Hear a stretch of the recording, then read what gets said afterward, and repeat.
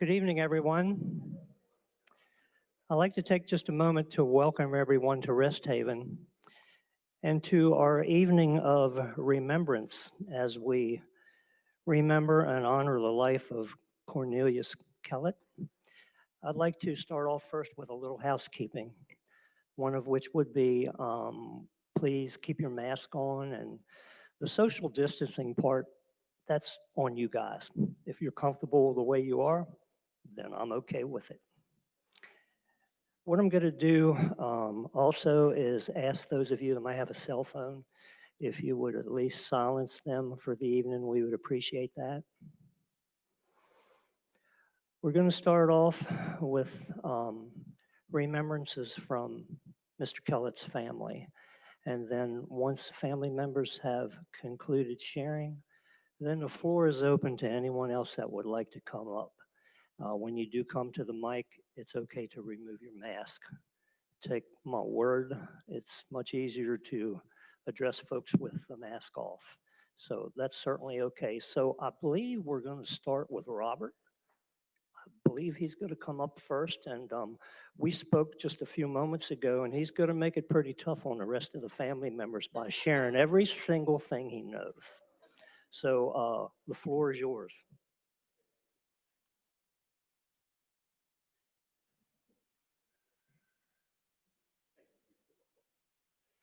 Hey everybody, thank you so much for coming down here in the midst of a pandemic.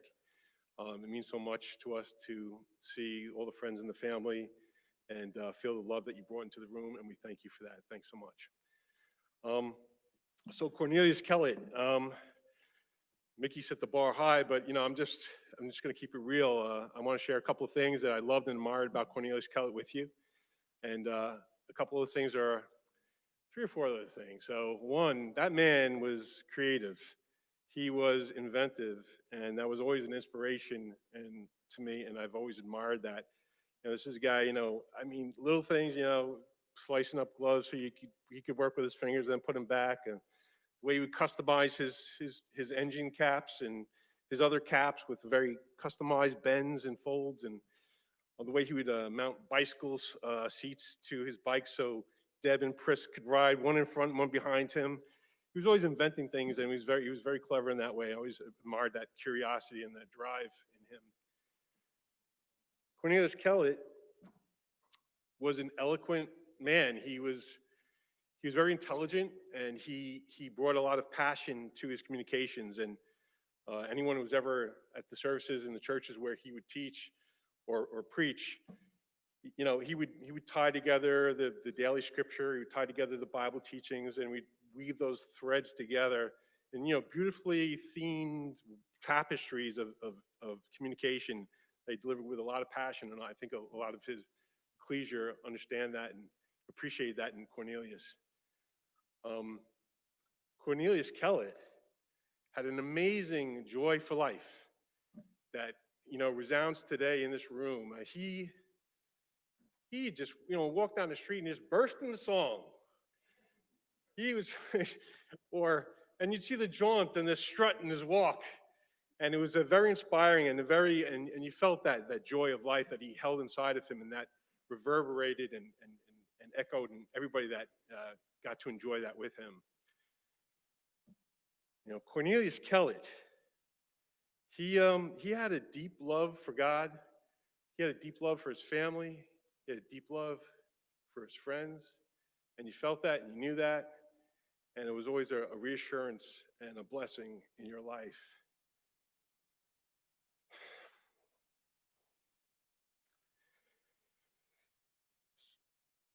So Cornelius Kellett, my fondest memories are him and I talking for hours in the kitchen or on the couch, and he would weave together that creativity and that eloquence and that joy and that passion and that love, and we would talk about everything under the sun and things that aren't under the sun, and I'll never forget that, and it's a true blessing to me. And 2 more things. We'll close out real quick. I think, a lot of us feel a sense of loss, but Cornelius Kellett is not lost. Cornelius Kellett is safe in our hearts, in our minds, in our lives, and in the love of God. And I'm so grateful for his life. And thank you, Cornelius Kellett. You did a good job. Thanks.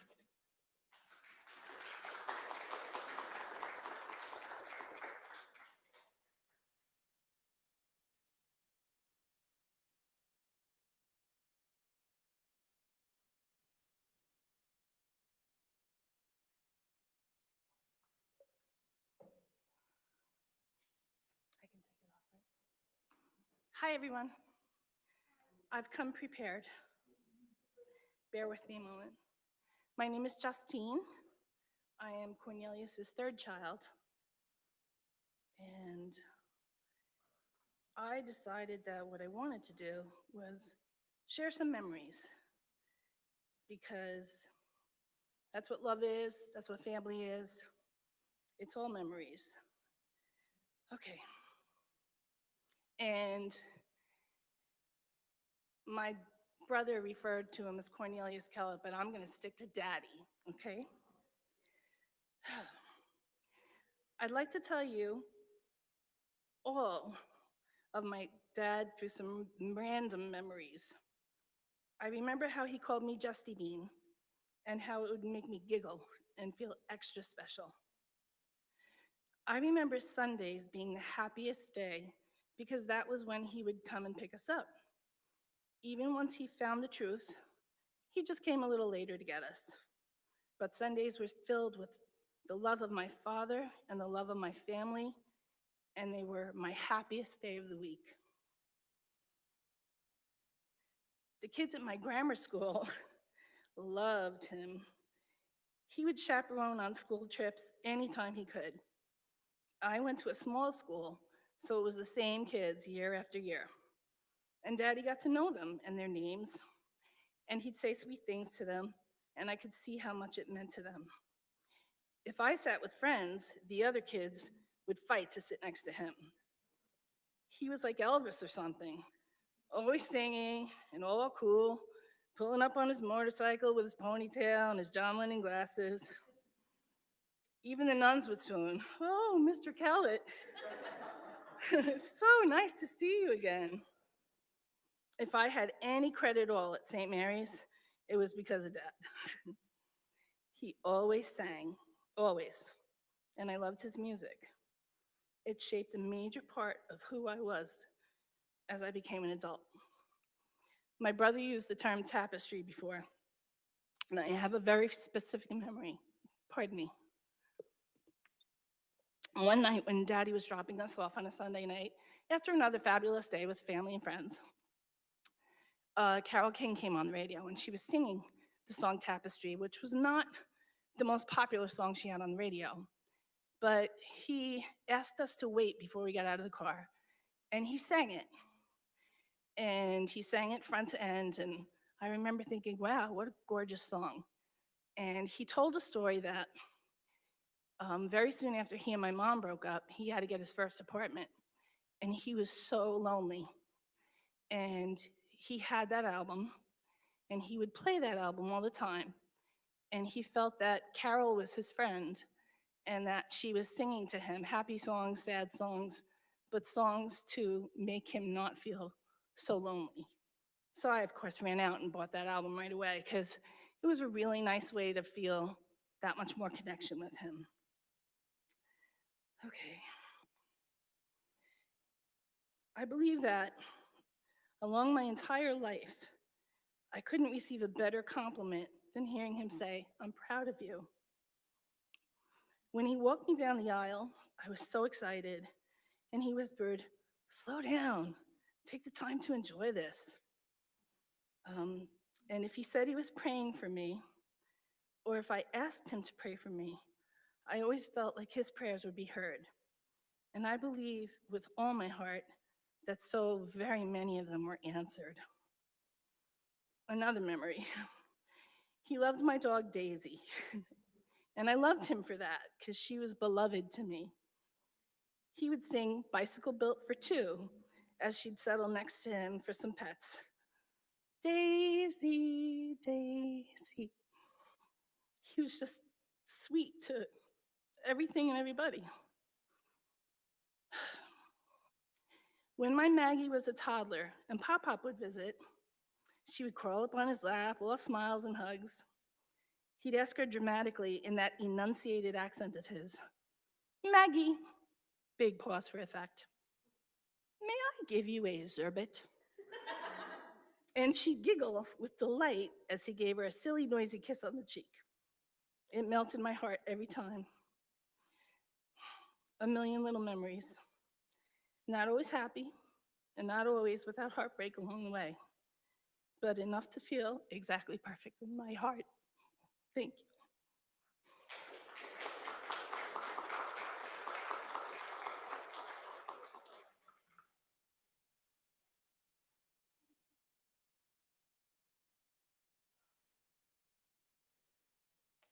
Justine got me ugly crying.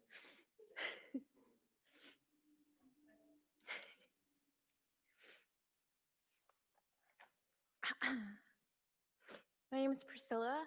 I am Cornelius's fourth daughter, fourth child.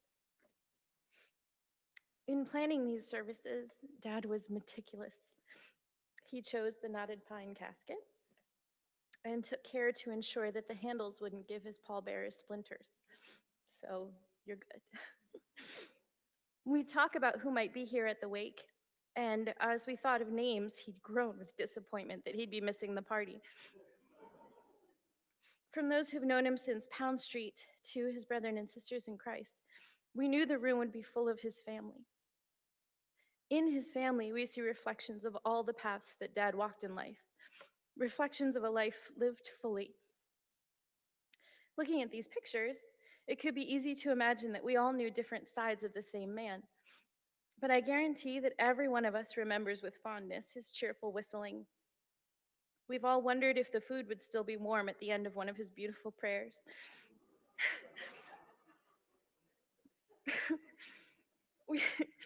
We've heard him sing joyous and smiling, and with few exceptions, we've probably all been reprimanded.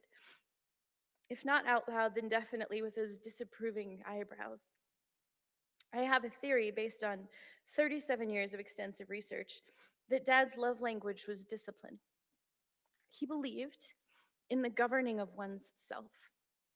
He believed that the virtue of discipline could save one from a multitude of faults. He believed it and he aspired to it every day. He dedicated himself wholly to two things. I think my brother said this: faith and fatherhood. Thanks to that dedication, our childhood memories are chock full of laughing till our ribs hurt, traveling, learning, and reading voraciously. He gave us everything he could. It's only now through the lens of adulthood and parenthood that I recognize how supremely difficult that must have been. He was wise and enlisted help. He partnered with Mom, he leaned on our family, and he ensured that we had a community around us. A brother and sisterhood of people who loved us as he did.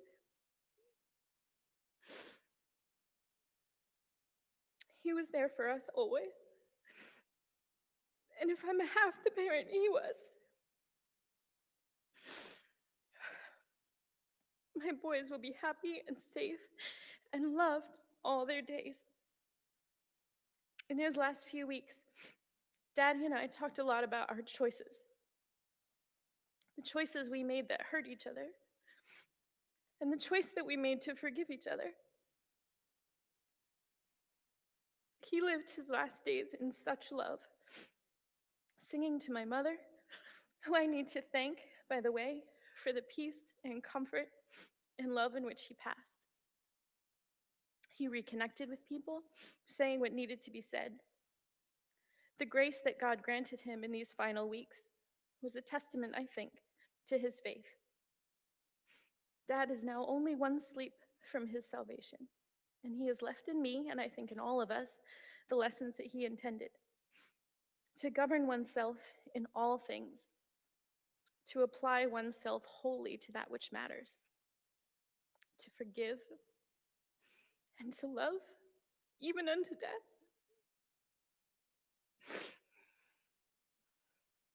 Good night and God bless, Daddy. Sorry.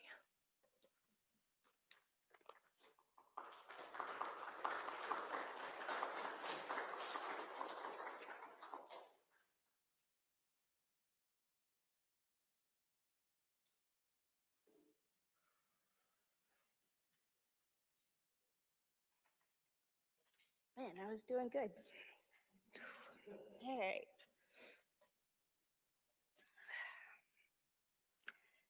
Good evening, family and friends. I wanted to take this opportunity to thank everyone who has joined us both physically and virtually to celebrate Dad's life. For those who don't know me or may not know me, I'm Deb, the fifth of the children of Cornelius. Just to set the tone, recently my friend Sam explained to me that some people perceive grief to be like getting over a mountain. Others perceive grief to be like carrying a really heavy backpack. It may be really heavy at first, but as you carry it, you become a little stronger day by day. Your backpack of grief may not necessarily get lighter, but it becomes easier to carry because you become stronger. I dedicate this poem of sorts to help find a little joy as we carry our backpacks or climb over mountains during our grieving process. I call this Remember, and I dedicate it to all of us.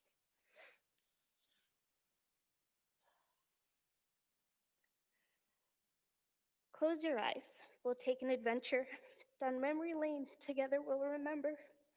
Let your heart fill with some joy to replace this aching void. Remember Cornelius, our dear old dad, our jolly Irishman who could start some fads. Remember his smile as he lit up the room? It usually was accompanied by a laugh or two. Remember his whistling as he walked or sat? Those great tunes made his eyes dance. Remember his shouts to the sky, laughing as lightning and thunder rolled on by. He'd stand in the rain with his trench coat on, a cowboy hat, and a beer to sip on. Remember his love to sing, with one hand behind his back, you'd witness a magical thing. Remember the belching, the coughing, the hacking. Then there was always the flatulating. Best laugh would follow as he'd mumble, good old ass, with his cheek in the air, and then a little chuckle. Remember the cursing followed by the prayer? Those prayers spoken so eloquently would then require you to get a dictionary. Remember his dedication to his ecclesia at large, visiting Bible schools for his spiritual recharge. Remember his faith as he now sleeps. His hope was when Christ returns, his life will be complete. We come now together as we close this adventure. Please help me celebrate the life of our dear Cornelius as we continue to remember together. Thank you.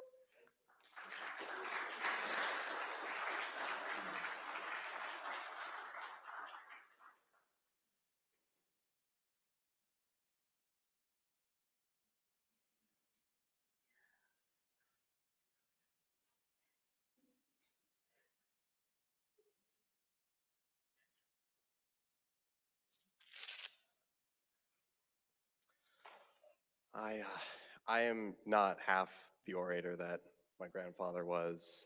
I wish I were, but I don't think it's possible to put into words who Cornelius Kellett was. I find myself solely lacking in the years that so many of you here and watching out there have known him, in the different ways that you've known him.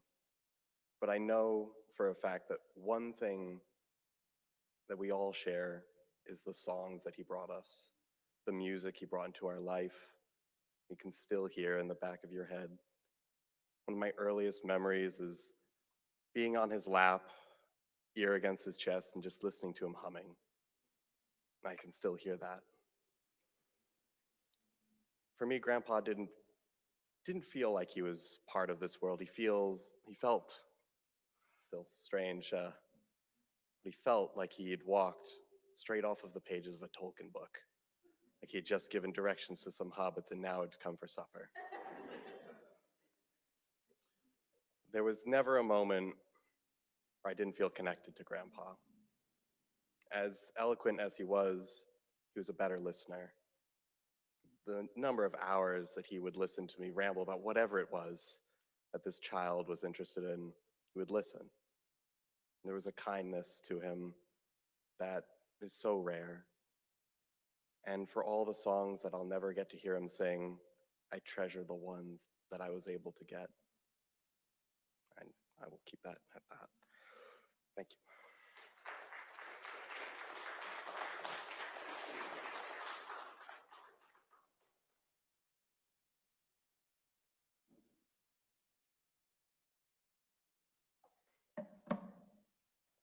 So everyone here knew Cornelius for a different part of his life. My brother Zach and I knew him for his late 60s and all throughout his 70s. However, he had the innocence and the joy of a child. And I say that lovingly because he knew who he was in Christ and he was unafraid and loved being that person. It was lovely. I remember hearing him sing about Dublin's fair city, about him commenting on, our pretty girlfriends, smiling and jabs. He was just so full of life and so fun to be around. He was truly a joy. On the singing, who could forget? Everyone has their own song that they remember him singing over and over and over again. And like my brother said, it's in the back of his head. So I'm the sixth of 8 of his grandchildren, and for the longest time, I was the youngest. I was always the youngest at the family reunions, and he was always the oldest for our immediate family. And yet he was so cool, it was kind of amazing. I had the coolest grandparent out of all my friends. He rode motorcycles. He played Wii Sports Resort, and he was a fiend with the sword fighting. It's crazy. And he was just so sharp. Chess, be it discussions about life and the universe and the purpose of life. It was truly a joy to be around Cornelius. Not a dull moment was spent with him. We were never on our phones, just like ignoring the rambling of Grandpa. It was always a dynamic conversation that you love to be a part. And that's how I remember him. And I'm so glad that I got my final moments with him and that all throughout my time with him, his mind and his spirit were so preserved. And I truly enjoyed every moment I spent with him. Thank you.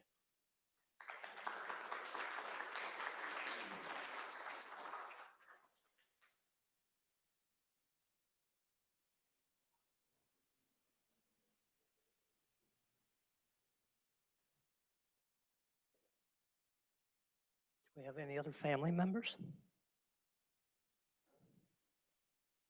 And then after this gentleman, anybody else that would like to come up, you're certainly welcome to. Don't be shy.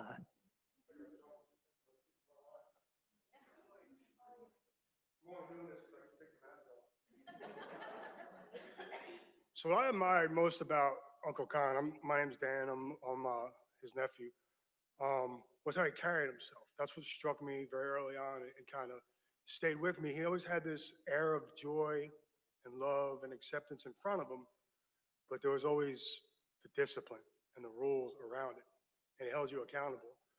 And one thing I had a knack for was finding those walls and pushing on. I didn't mean to do it; it just always worked out that way. And there's a lot of things, a lot of occasions when that occurred, but the last one was everything had to be planned. My brother got that from him. And there's no variation from the plan. He'd get grumpy if you varied from the plan. And Alicia and I had planned a trip to go stay with him for the weekend. And he checked with me several times. Okay, this is the plan, right? It's you and Alicia, because he's doing the bed, and it's a big deal and all that. And I was like, yes, it's just me and Alicia. But I'm not a plan guy. I know what the end result's going to be. However I end up there is how I end up there. So we leave, and we're in the car, and my son decided at the last minute he was going to come with us. So I called Uncle Con, and I was kind of nervous, and I was like, hey, Uncle Con, my son's kind of in the back seat. And he's like, you're flying by the seat of your pants, Danny. Just stay home. That's what he told me. But we went on and had a really fantastic weekend with him. It was a lot of fun.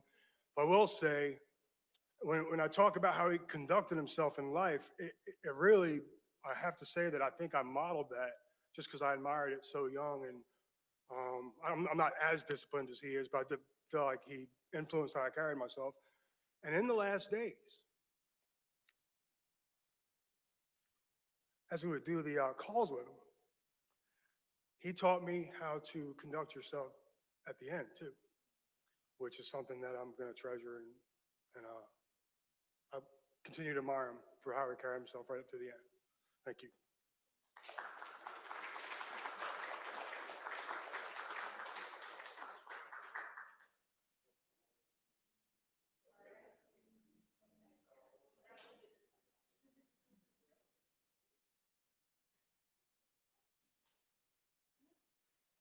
Hello, I'm Eileen Coogan. My sister Mary is here. We are Mike Coogan's daughters, and Mike Coogan was first cousin with Cornelius. Con, as we called him, we always knew him as Con. And it's been so interesting to listen to all of you speak about him in his later years, and all of my memories really, and Mary's memories as well, I think, are from when we were very, very young. And he was the cool guy. He really was. My one and only motorcycle ride that I've ever had in my entire life was with him, and it was a colossal mistake. And he told me to make sure that I kept my feet away from the exhaust pipe because it gets really, really hot. And of course, I was little at the time and I didn't listen, so I ended up burning my leg. And that was the last time that I was ever on a motorcycle. But I remember him as being the cool cousin that would come over inevitably with some wild story. I don't remember him so much as you guys do as being so mature. But I do remember him and my dad both had, and I don't know why this memory sticks out, there was this car back in the 70s called a Honda Coupe. And back then, there was for those of you who weren't born back then, there was an oil embargo, so it was very, very difficult to get gas. So my dad, in his infinite wisdom, decided to buy the world's smallest vehicle. And Con, of course, seeing this and thinking my dad knew everything, went and got the same one. Do you remember these cars? They had motorcycle engines. I believe they were 2 cylinders, and they came in one color, bright orange. So all of my memories of my childhood were influenced by my experience with going to Aunt Alice's house with, of course, you guys would remember that. And I do remember your dad coming over on Sundays occasionally with you guys in tow. And you introduced me to celery with peanut butter and raisins on it. But it's so wonderful to see the impact that he has had and to see how close you guys all are as a family. I think it's inspiring, and I think he would be so incredibly proud of all of you. And to hear you all speak so eloquently, I wish my dad could be here. I know he wanted to be, but he's 93 and it's a long ride for him. But we will share all of these memories with him. And he was a great man, and I'm sure you will all miss him. We will miss him. I remember every single time I saw him, he always was happy to see me, even though it was rare. And he always said the exact same thing when I left. Good night and God bless.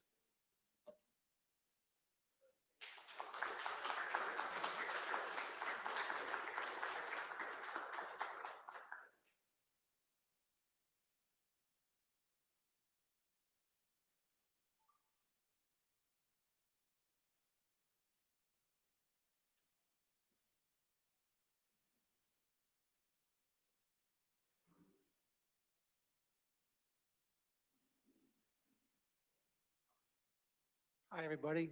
My name's Tom Brittle. Cornelius and I attended the same church, and we were kind of neighbors. He lived in Mount Airy, and I lived in Damascus. And I guess I'd like to ask you a question. It's kind of on the line what we just spoke about. How many of you have ever driven with Cornelius? driving with Cornelius is kind of like eating spicy food. It's a developed taste. You either like it or you don't like it. And I've known a few people who tried it and they didn't like it. But I've driven with him many times and he was always in control. And I think that was because he grew up in New York City and he also loved to race motorcycles. And so he was always right there, but if something happened, he was always getting out of any kind of situations. The other thing I remember is the sheepskin car covers. I mean, on a cold winter night, you'd climb in his car and it was so warm and cozy. I'm going to miss that. Okay, good. And another thing, I think he enjoyed new things. Maybe not, but I took him fishing this spring. And he told me that was the first time he'd been fishing since he was a boy in the Bronx. And he got the fishing pole and he wanted me to tell him all about it, how you cast and how you reel it in. And he caught fish, so he did pretty good. And the other thing is, him and I went golfing one time. I don't know if he'd ever golfed before, but he said he wanted to try it. And we did okay. I mean, it wasn't great, but we finished. And so I'm going to miss him. I have a lot of good memories with him. He was a good neighbor. If I had any problems, if a motor broke down or something, and I couldn't figure it out, the guy I would call is Cornelius, because he always had an answer to the problems I had with some of the things that would break in my house. And I can remember, I've seen him on a bicycle, I've seen him on a motorcycle, seen him in a car, I've seen him in a van, and I've seen him in a truck. And so the man, he loved motors. He loved to go in cars and motors. And thank you.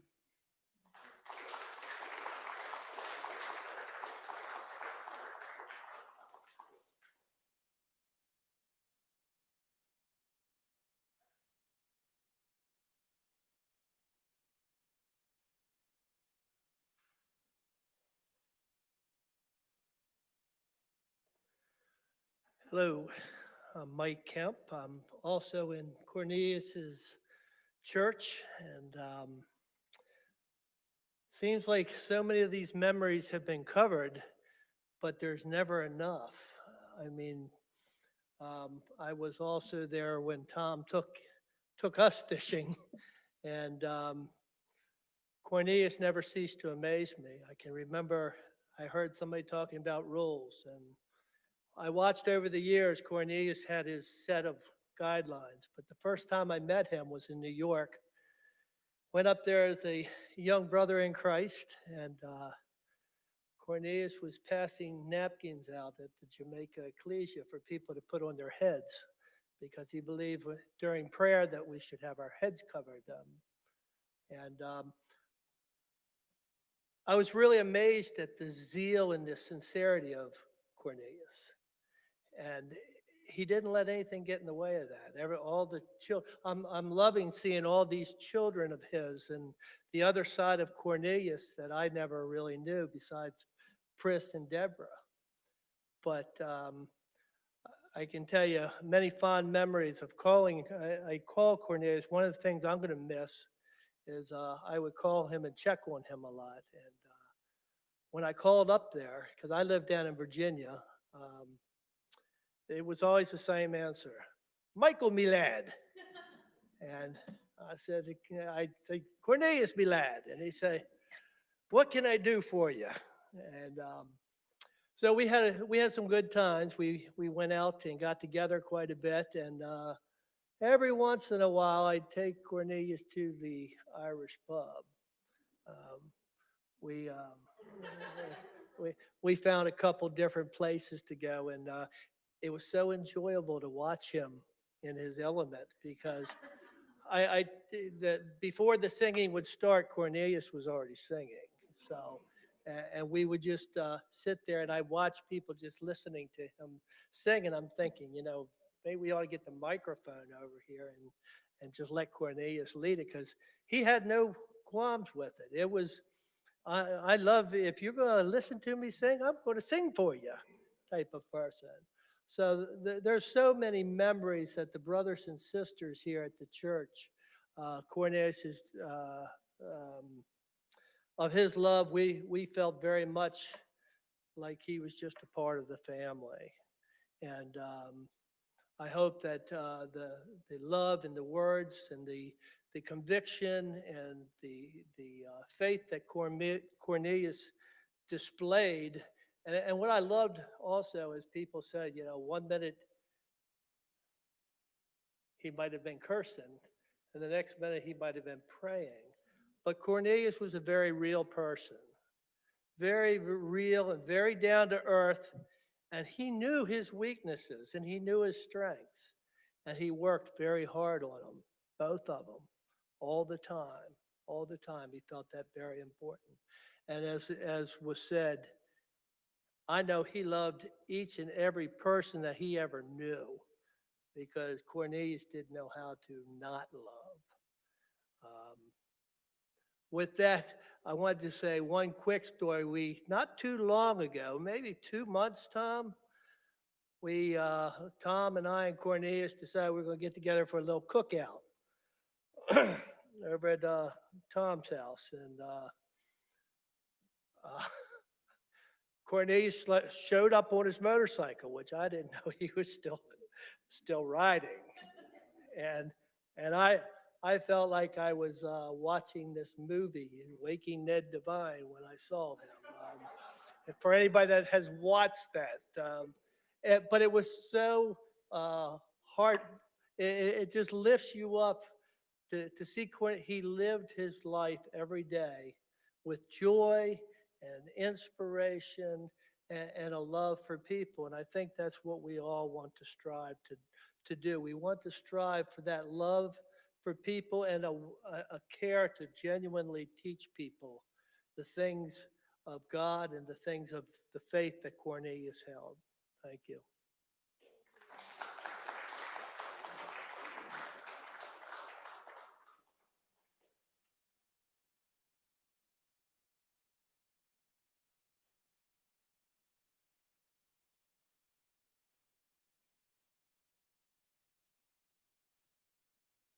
Hello, my name is Bob Kling, and I'm a member of Cornelius's church.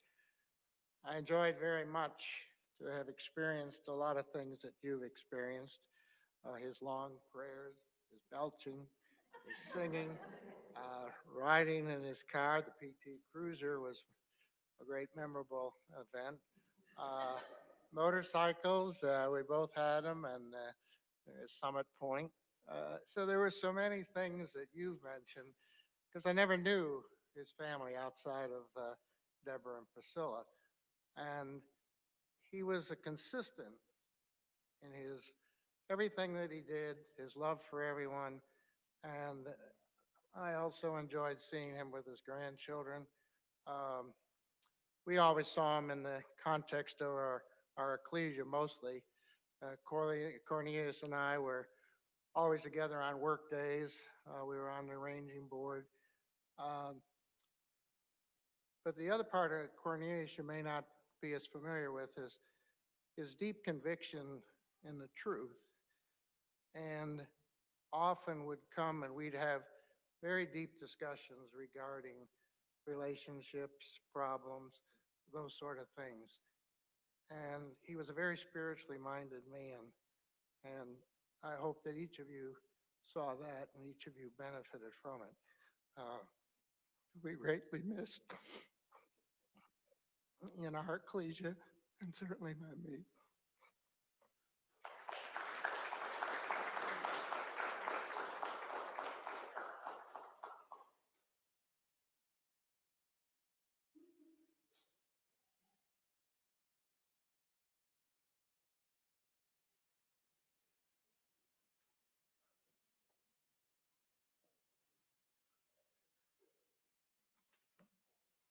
Anyone else like to come forward? You certainly may.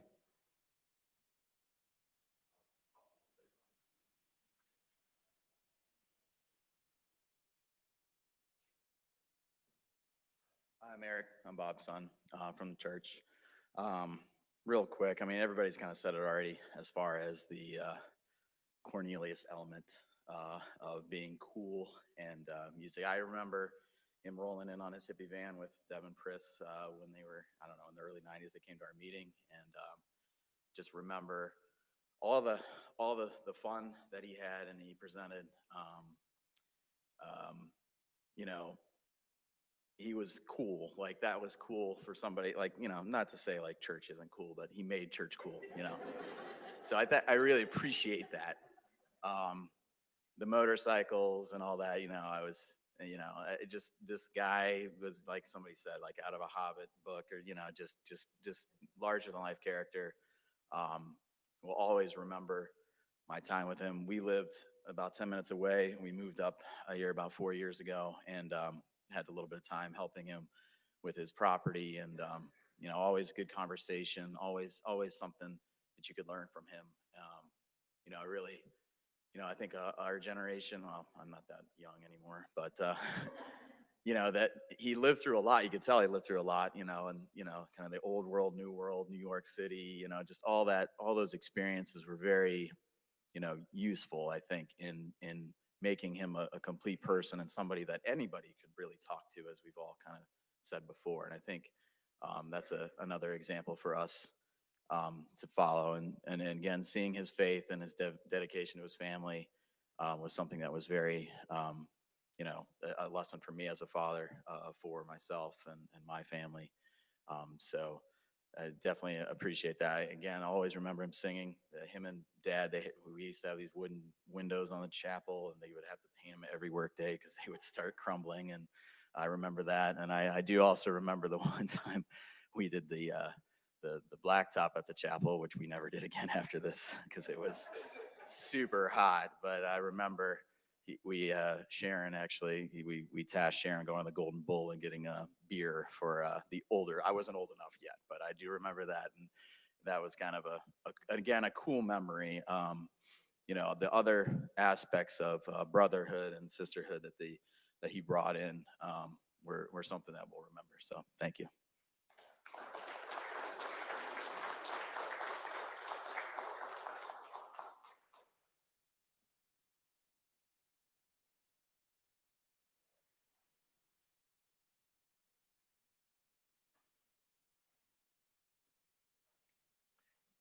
Well, it certainly sounds like Mr. Kellett was quite the man.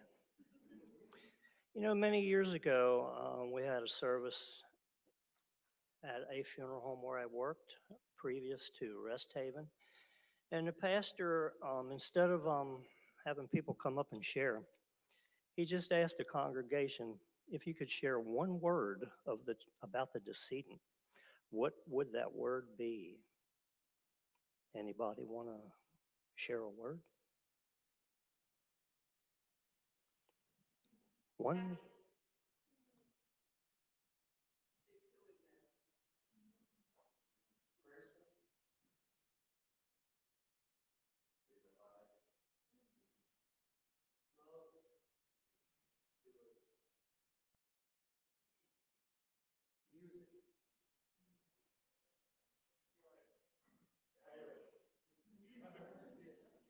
What was that?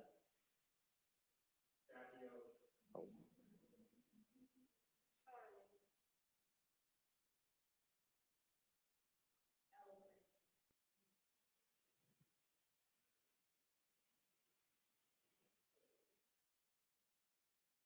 You know, Mr. Kellett's, his address has changed, but his life and his love goes on in another place.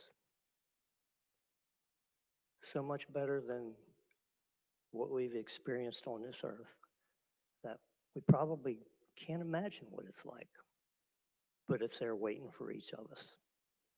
And someday we'll all be reunited with our loved one. I'm going to look ahead now to tomorrow and just share with you that we are 12:30 starting a service here in the chapel. And if there's any of you here who are pallbearers, please try to be here no later than 12:15 tomorrow.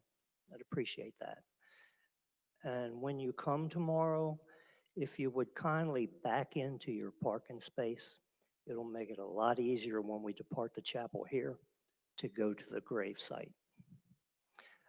When you depart the funeral home this evening, going out onto Route 15 can sometimes be pretty difficult. So please make sure that the traffic coming from the south allows you ample space to safely depart.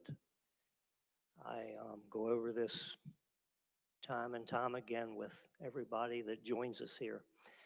And it must be sinking in because I have not had any problem here with people departing. And I'm counting on you to keep that going for me this evening. I know we only have just a few minutes of this 2-hour block of time left, so I'm going to conclude. It's been my privilege. Love one another, folks, and today's the most important one of them all. God bless you, folks.